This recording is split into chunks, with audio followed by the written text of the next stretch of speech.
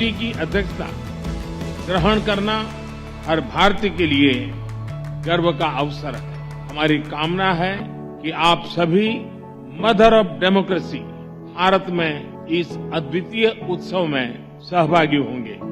इस समय पूरी दुनिया में अगर किसी चीज की चर्चा का विषय बना हुआ है तो वो G20 है।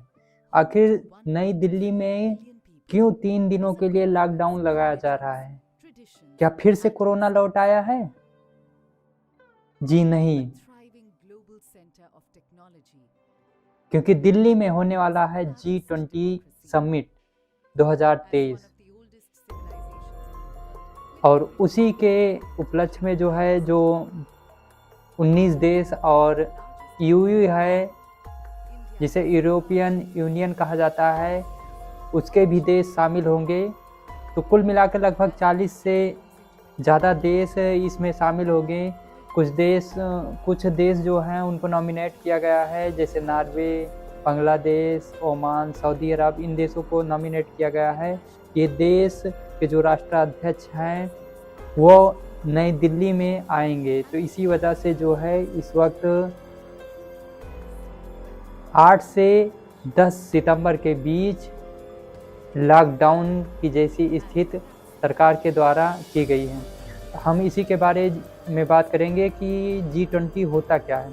ये दुनिया की लगभग 60% पॉपुलेशन, 80% GDP और 75% ट्रेड इन्हीं देशों के बीच में होता है। ये G20 समूह आखिर इसकी आवश्यकता क्यों पड़ी?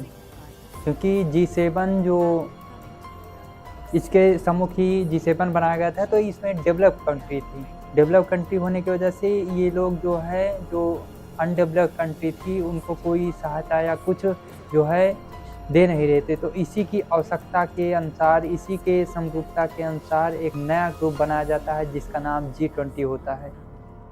G20 को चलाने का जिम्मा किन देशों पर होता है? तो G20 को चलाने का जिम्मा जो होता है वो 3 देशों पर होता है, पास्ट, प्रेजेंट और फ्यूचर।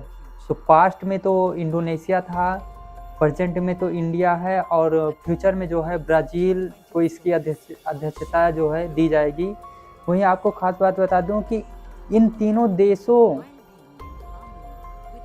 के इस समूह को ट्राइका बोला जाता है। तो पहले इंडोनेशिया किस प्रकार से प्लानिंग करके उसने अध्यक्षता की वो इंडिया को बताएगा। इंडिया किस प्रकार से प्लानिंग करके अध्यक्षता कर रहा है, उसकी प्लानिंग ब्राज़ील को बताएगा। इसी को ट्राइका कहा जाता है। तो इसकी अध्यक्षता ऐसे चलती रहती है और इसको अलग अलग ग्रुपों में बांटा गया है, group 1, group 2, group 3, group 4, group 5। और उन ग्रुप बनाए गए हैं उन पर जिम्मा होता है कि कौन सा देश कब किस प्रकार से अध्यक्षता लेगा। मैं आपको बता दूं कि इस G20 की ज़रूरत क्यों पड़ी। इसकी ज़रूरत पड़ती है जब थाईलैंड में फाइनेंशियल क्राइसिस आता है 1997-98 में। उसी के दौरान देखा जाता है कि एक देश में फाइनेंशियल क्राइसिस आता है, लेकिन इसका प्रकोप पूरे साउथ ईस्ट एशिया पर देखा जाता है। लोगों को समझ में नहीं आ रहा था इस इन्फ्लेशन को कैसे रोका जाए, क्योंकि एक देश से शुरू हुआ फाइनेंशियल क्राइसिस पूरे साउथ ईस्ट एशिया पर, और रही कहीं खामी पूरी कर देता है अमेरिका 2007 और 8 में।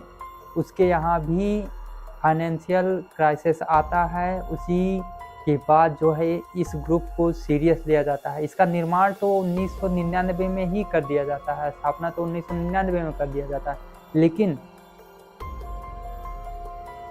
इसकी बैठक वाशिंगटन DC 2008 से स्टार्ट करता है, जब उसके यहाँ फाइनेंशियल क्राइसिस आता है। और इसके जो ट्रैक हैं 2 ट्रैक हैं। इसमें एक फाइनेंशियल ट्रैक होता है, एक शेरपा ट्रैक होता है। जैसे आपने देखा होगा कि एडमंड हिलेरी के साथ एक शेरपा तेंजिंग गए हुए थे हिमालयन क्षेत्र में। तो उसी तौर तरीके से होता है कि इसमें जो अधिकारी शामिल होते हैं, जो वहाँ के उच्च अधिकारी होते हैं उस देश के, वो शामिल होते हैं, जैसे हमारे यहाँ के शेरपा जो बनाए गए हैं अमिताभ कांत जी हैं। और दूसरी तरफ फाइनेंशियल क्राइसिस में जो वहाँ का सेंट्रल बैंक होता है, वहाँ के गवर्नर और जो वित्त मंत्रालय होता है उनके अधिकारी इसमें बैठते हैं। लेकिन फाइनेंशियल ट्रैक में क्या क्या डिस्कस किया जाता है, किस प्रकार का, वो मैं आपको बताते चलूँ कि फाइनेंशियल ट्रैक में global economy growth, tax, information, financial regulatory, financial inclusion, fossil fuel subsidies, green finance, anti terrorism finance. वहीं शेरपा जो है किस चीज़ का डिस्कस करता है, वो क्लाइमेट चेंज का, agriculture, food security, anti corruption, even sustainable development, health care. मैं आपको बता दूं कि भारत यूक्रेन और रशिया का वार देख चुका है, कोरोना देख चुका है, तो इसके पास एक नया जोश है और नए तरीके से इसको प्रेजेंट कर रहा है। और जो देश में शामिल है उसके साथ साथ UAE, Bangladesh, Egypt, Mauritius, Netherlands, Nigeria, Oman, Singapore, Spain जैसे देशों को भी इनवाइट किया है। तो आप सोच सकते हैं किस प्रकार से। वहीं आपको बता दें कि बाली में भारत ने कहा था कि यूएन, WHO, WTO ये जो विश्वव्यापी संगठन है, ये पश्चिमी देशों के इशारों पे काम करते हैं, ये नगण्य साबित हो रहे हैं। क्योंकि हमने देखा कि रशिया और यूक्रेन का वार होता है, वो उस पर कोई बोलने वाला नहीं है। कोविड-19 आता है, उसमें भी गरीब देशों की सहायता नहीं की जाती है। वहीं आपको बता दें कि भारत एक ऐसी सिचुएशन में है, वो चाहे जिस देश से, चाहे वो अमेरिका हो, चाहे रशिया हो, चाहे वो जिस देश से बात कर सकता है। वहीं आपको बताते चलें कि कुछ लोगों को कहना है कि ये अध्यक्षता तो मिलनी ही थी, अध्यक्षता तो मिलनी ही थी, लेकिन इसको कैसे भुनाया जाए, इस पर सबसे ज़्यादा ध्यान देना होगा। क्योंकि कुछ लोगों का कहना है कि प्रेसिडेंसी का मिलना कोई बड़ी बात नहीं है, उसे तो कभी ना कभी मिलना ही था, इसमें क्या बड़ी बात है। लेकिन बड़ी बात ये है कि किस प्रकार इसे यूज किया जाता है, ये महत्वपूर्ण है। जैसे लेट्स मी एक्सप्लेन, जो बड़े बड़े देश होते हैं वहाँ पर फुटबॉल होता है, जैसे यूक्रेन, वहाँ पर जब फुटबॉल होता है या रशिया में फुटबॉल होता है तो लोग पूरा जो ध्यान उसी देश पर देते हैं।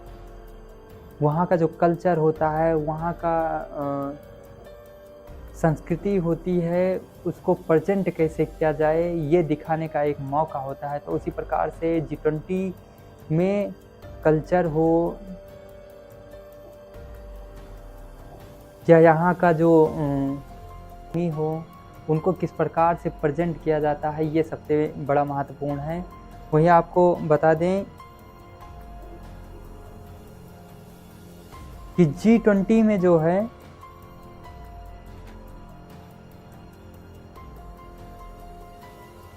भारत जो है लगभग इसकी अध्यक्षता पहली बार भारत को मिली है। और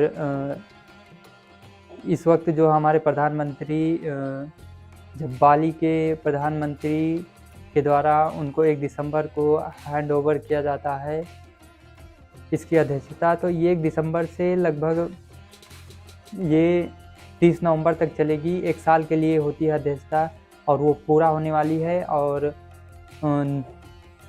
8, 9 और 10 दिसंबर को होने वाली दिल्ली में राष्ट्राध्यक्षों की बैठक, इस वजह से जो है दिल्ली में लॉकडाउन जैसी स्थिति होगी। इस वजह से प्रधानमंत्री जी ने कहा कि लॉकडाउन ही लगाना महत्वपूर्ण होगा। तो आप लोगों को डरने की कोई ज़रूरत नहीं, यहाँ पर कोरोना जैसी कोई महामारी दोबारा आने वाली नहीं है। ये G20 की बैठक के चलते दिल्ली को 3 दिनों के लिए लॉकडाउन की स्थिति से गुजारा जाएगा। तो इसी के साथ इस वीडियो को यहीं पे समाप्त करेंगे।